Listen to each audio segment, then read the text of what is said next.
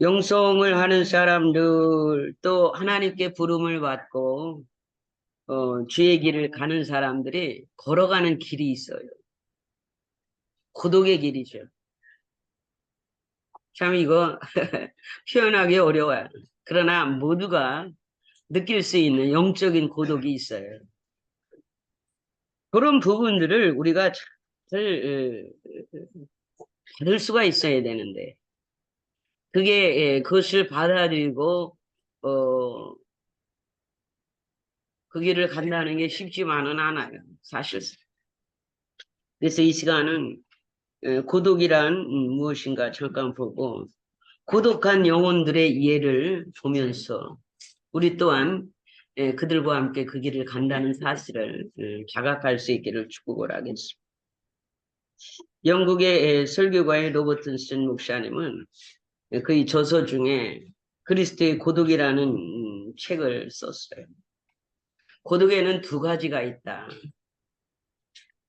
하나는 공간적인 격리의 고독이 있다. 꼭 미워서 멀리 떨어져 있는 것이 아니라 미움을 동반한 공간적인 격리가 아니라 사랑하는 사람들이라도 멀리 떨어져 있을 수 있다는 거죠. 그래서 거리적으로 공간적으로 거리를 느낄 수 있다. 그렇기 때문에 저와 여러분이 사랑하는 사람들 또 그들과 함께 그들과의 추억을 잠길 때는 많은 사람들과 있어도 고독해질 때가 있어요. 군중 속의 고독이라는 것을 느낄 수가 있는 거죠. 주로 이제 선교사님들 같이 이렇게 먼 데로 위주로 파송된 이런 이제 사역자들을 볼 때 고독감을 느낄 수 있어요. 적극적인 지지와 또 위로와 그런 어떤 보호와 지원 이런 것이 좀 결여되면 더하죠. 그 고독감이란 뭐 말할 수가 없다고 그래요. 제가 아는 지인이 저 아프리카 이제에서 하고 있는데 30년 동안 얼굴 못 봤어요.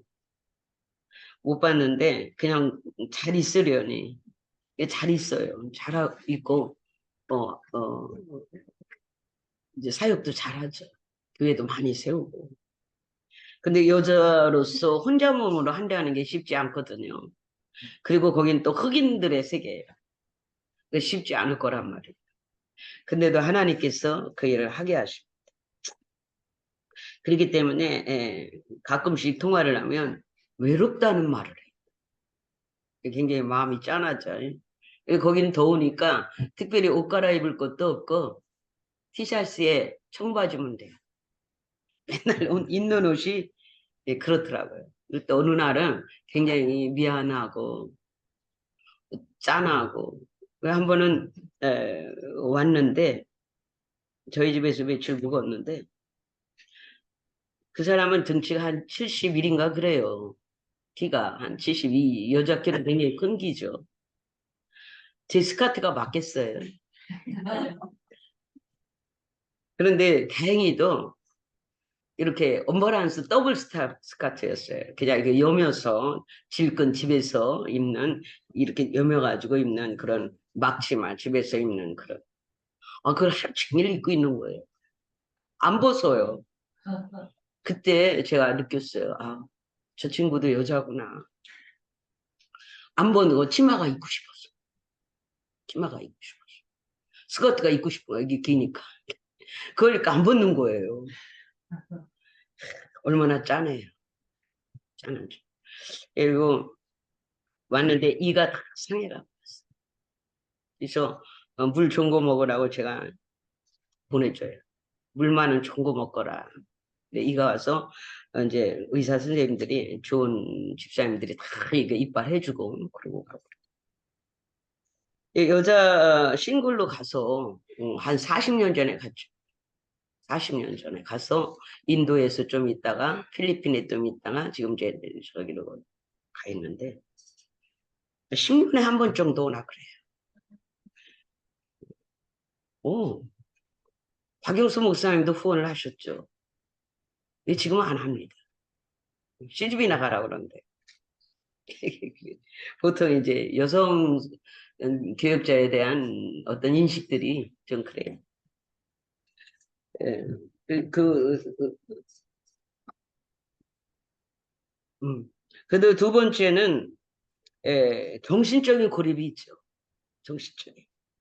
영혼의 고독을 말합니다. 사도 바울도 아단에 홀로 남아 있을 때 그런 모두 주변이 사람이 많았지만은 그 영적인 고독을 느끼는 거예요. 회심한 이후에 모두가 반대하죠. 모두가 그럴 수는 없다는 거예요. 그런들 사람들 속에서 회심한 바울이 한 10여 년을 그렇게 고독 속에 있죠. 예. 남모르는 영적인 고독을 느끼면서 하나님과 독대하는 시간을 13년을 갖습니다. 그 후에 예, 이제 선교 활동을 활발하게 하는 거예요. 그 많은 시간을 동안에 얼마나 하나님으로부터 오는 또 기름 부음, 피드백, 또 기도, 묵상, 연구, 또 계속 감동을 무슨 그때 그 당시에 무슨 성경 연구를 뭐 얼마나 하겠어요, 그쵸? 그저 하나님으로부터 계속 기도하며 감동받고 성령의 인도를 받고 성령의 이제 교육을 받는 거죠. 여러분, 저와 여러분이나 마찬가지로 주의 종의 길을 갑니다. 그런데 신바람 나서만 가는 사람도 있지만 그 속에 고독이 있어요. 있지요. 예, 그 속에 고독이 있습니다. 대부분 많은 사람들 속에 어울려 사역도 하고 어울려서 주고받고 또 교제도 하고 하지만은 언제나 돌아가야 할 곳이 있죠. 저와 여러분. 언제나 아무도 없는 곳. 혼자만의 기도의 자리로 나가지 않을 수 없는 그런 상황들이 저와 여러분에게 그냥 놓여 있는 거예요. 그렇게 안 하는 사람은 아마 하나도 없을 거예요. 이렇게 고독이라는 것에 대해서 저와 여러분이 각각 이제 응답하는 방법이 반응하는 방법이 두 가지가 있어요. 첫째는 자기 의존적인 사람들은 자기가 의지가 강하고 굳은 사람들은 홀로 그들의 책임을 직면하고 어떤 결심을 보이는데 굉장히 단호하죠. 예, 강하니 그래서 쉽게 얘기하면 강한 사람들. 강한 사람들은 잘 헤쳐나가. 옆에 좌우 보지도 않고 막 헤쳐나갈 수 있어요. 결코 어떤 것에 대해서 두려움을 느끼거나 물러나려고 하거나 그러지 않는 사람들이 있어요. 동정심도 필요 없어요. 그런 사람들이 있죠. 특히 이제 전사 같은 사람들이 그래. 그냥 막 앞으로 돌진하는 형이기 때문에 없어요. 또 그만큼 하나님에 대한 사랑이 깊어요. 그래서 그 어떤 것도 물러나게 할 수 없지요. 그런 위험이 있어요. 그래서 그들은 그 홀로라도 그 책임을 다할 수 있어요. 혼자서라도. 그 다음은 누군가 꼭 도와줘야 하고 우정을 나눠줘야 하고 동정심을 부여해줘야 되고 위로를 부어줘야 되고 그래서 밀어주고 끌어줘야 하는 사람도 있단 말이에요. 그런 분이 되지 않기를 바랍니다. 물론 저와 여러분에게 계속적인 지지는 굉장히 필요해요. 동료 간에 또 성도 간에 우리 선후배 간에 같은 또 동기 중에 굉장히 지지 필요합니다. 그런데 의존적이 돼서는 안 돼요. 그 지지를 의존만 해서는 독립하지 못해요. 독립적일 수 있어야 돼요. 그래서 그냥 사막 한복판에 뚝 떨어뜨려놔도 거기서 헤치고 나올 수 있어야 된다 이 말이에요. 그런 강인함이 있어야 될 줄 믿습니다. 예수님도 그렇게 하셨어요. 오직 누구에게만 동정을 구해? 주님께만, 하나님께만.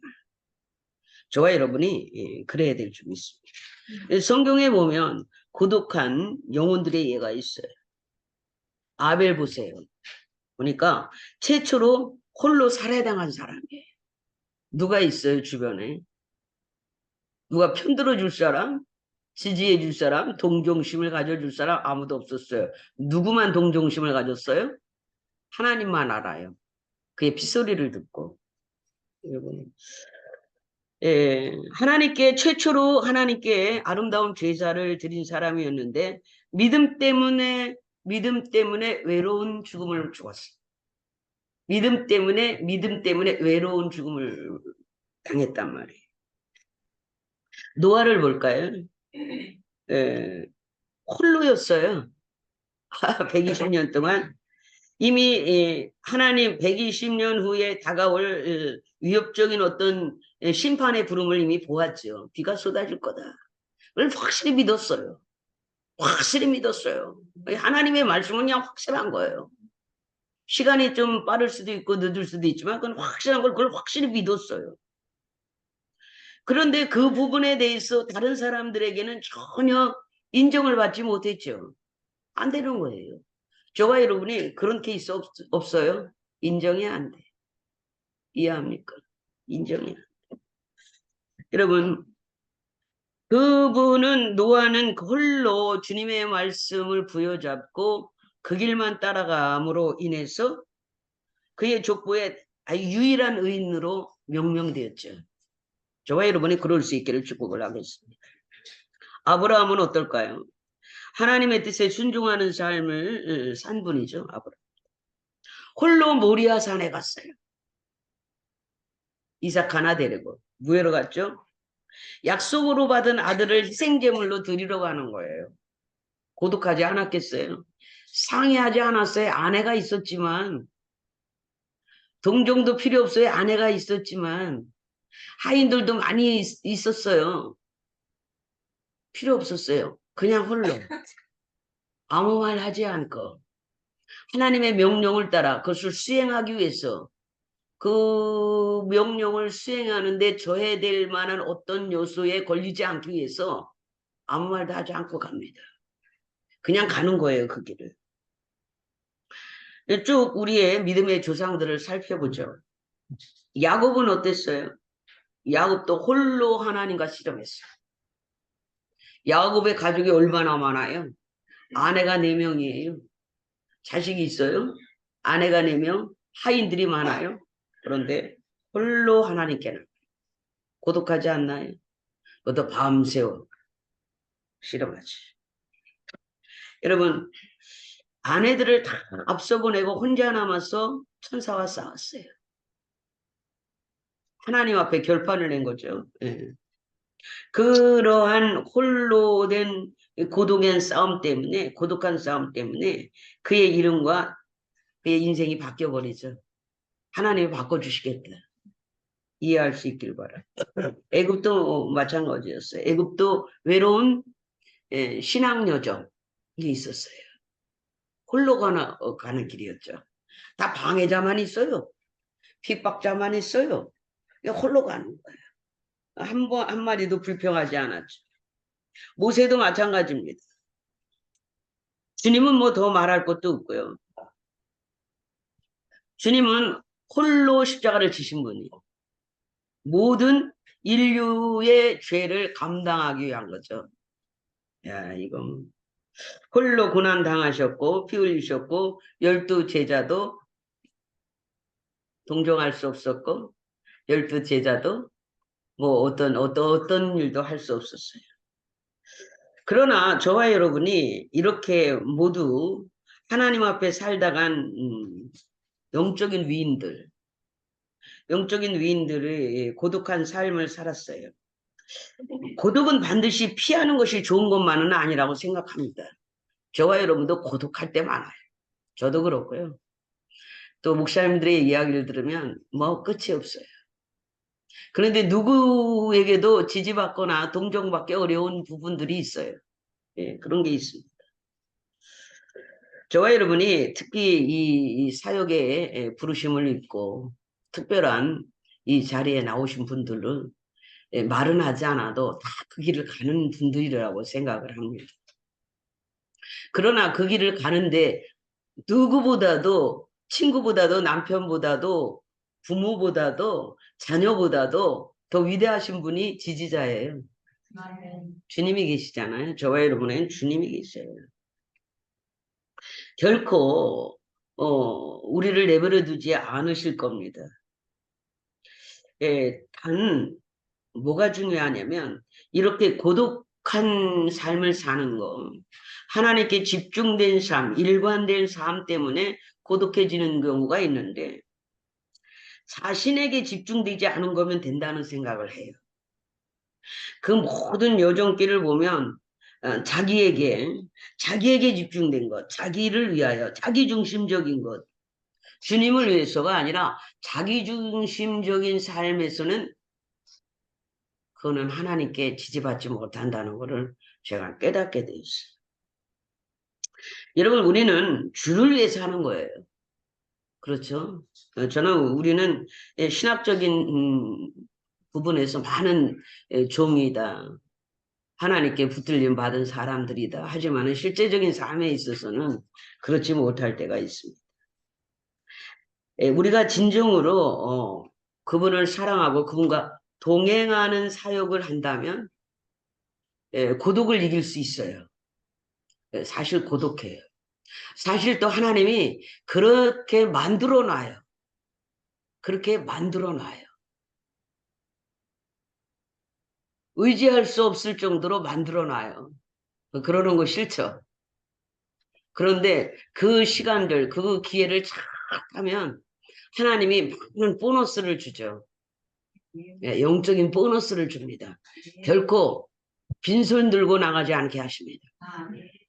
뭔가 피드백을 줘서 뭔가 영혼의 만족함으로 나오게 해요. 그 자리에서. 그것이 누적되고 이 모든 것이 쌓여서 은사가 되는 거예요. 하나님이 저와 여러분에게 하나님의 일을 할 수 있는 어떤 것들을 쌓아가게 하셔요. 하루아침에 쏟아붓는 게 아니더라고요. 어느 시점이 딱 다다르면 어느 시점이 다다르면 그냥 누적돼 있는 거예요. 그것이 발현되는 것뿐이에요. 그동안 걸어온 길, 그동안 해온 일, 그동안 헌신한 모든 것, 그동안 찬양하고 기도한 모든 것 모아. 그것이 모아 걸어온 모든 길, 하나님께 헌신한 모든 일들이 모아 어느 시점에서 발현이 돼버려요. 멋지게 내 삶 속에서 발현되어질 때 그 속에 모든 것이 다 있더라고요. 그래서 우리 이제 사역자 지금 많이 들으셨는데 분들에게 하나님 앞에 헌신하는 과정 가운데 있죠. 여러분이 일상적인 모든 삶도 사실은 다 헌신이에요. 주 앞에서 사는 삶이니까요. 헌신이에요. 남편과 가정과의 삶, 자녀들과의 삶, 사업, 직장, 이 모든 것. 나를 싸고 있는 모든 반경에서의 삶이 주 앞에 사는 거예요. 그대로 기록될 거예요. 그 속에서 주의 뜻을 따른다는 게 그렇게 쉽지만은 않더라는 거예요. 주의 뜻을 따른다는 게 쉽지 않아요. 진짜 힘들어요. 제가 보니까 차라리 어쩌면 혼자 살면 더 나을 거야. 어떤 측면에서 그냥 줄기차게 가면 되니까. 그런데 이 생활 반경이 펼쳐놓은 데는 그만한 또 이유가 있거든요.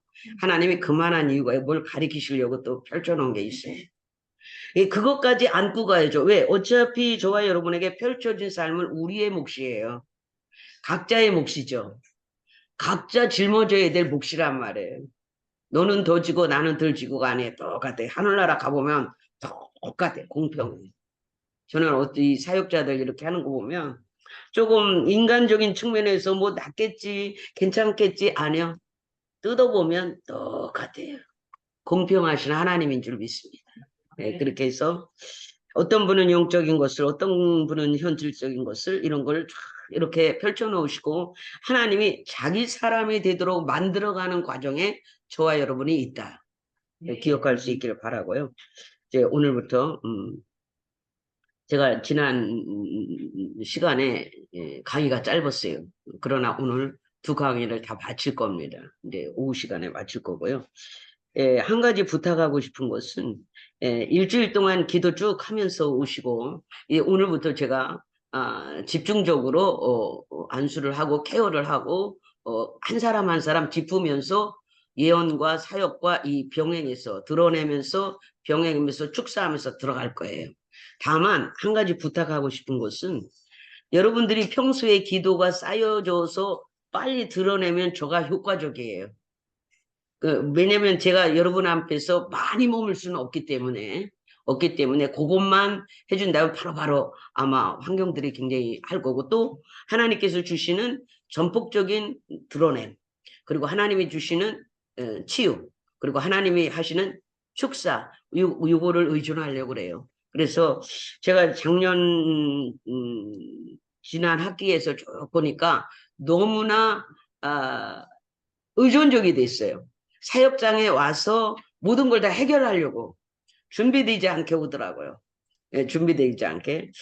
그것을 보면서, 그만큼 기대치가 있었다라는 것을 발견하게 됐고, 그렇다면 이 부분도 놓쳐서는 안 된다는 것도 저는 또 깨닫게 되었고, 동시에 요청하고 싶은 것은 일상의 기도와 일상의 삶 속에서 하나님 앞에 집중된 늘 생각도 마음도 그때그때 들어오는 생각이나 마음이나 마인드 이런 부분에 대해서 빨리 캐치하고 빨리 바로 세울 수 있는 그 자세를 길러줘라. 그게 영성이거든요. 그래서 모든 일상에서 시장 보는 것, 백화점 가는 것, 이웃과 차 마시는 것, 뭐 누구와 만나 뭐 하는 것, 모든 일상 속에서 그 사람이 신앙이 드러나야 돼요. 그리고 그 속에서 말씀하시는 주님의 음성과 내가 무엇을 어떤 포지션을 잡아야 할지에 대한 모든 것이 그 속에서 발현되도록 하세요. 그게 영성이거든요. 예, 그것만 하면 그게 다 포함되어져요. 앉아서 기도만 하라는 말을 절대로 안 합니다. 중요한 것은 기도하는 이유는 삶으로 드러내기 위함이에요. 기도하는 이유는 사역의 현장에 드러내기 위함이고 필요해서예요. 기도만 하고 앉아있으라고 하지 않아요. 일상의 그 기도한 모든 삶. 그래서 하나님으로부터 감동받은 그 모든 것, 내가 깨달은 모든 것, 내가 원하고 바라는 그 모든 것을 어떻게 현실 속에서 펼쳐나갈 것인가가 중요하거든요. 그래서 기도하는 거예요. 이해하시나요? 그래서 기도하는 가운데 하나님의 감동을 받고 기도하면서 깨닫는 것을 바로바로 작은 것이라도 적용해 보세요. 진짜 놀라워요. 너 그거 기도하다가 문득 너 그거 그래 좀 걸려. 바로 뒤집어 버리세요. 그 자리에서. 그리고 바로 삶 속에 적용시켜 보세요. 누군가에게 예를 들어서 사고할 일, 그럼 바로 해버려요. 그거 이렇게 내가 그랬던 것 같아. 죄송해요. 다음부터 안 그럴게요. 딱 여기서 바로 풀어버리세요. 해야지. 기도할 때만 해야지. 삶으로 증명하시란 말이에요. 생활로 증명하시란 말이에요. 일상에서 그냥 바로바로 행동으로 실천하면서 믿음을 보여. 이해하시나요? 믿음을 보이면 그 보인 그 일로 인해서 나에게 얼마나 유익이 되나 볼 많이 경험했어요. 그렇게 그것이 누적되다 보니까 나도 처음에는 어려웠어요.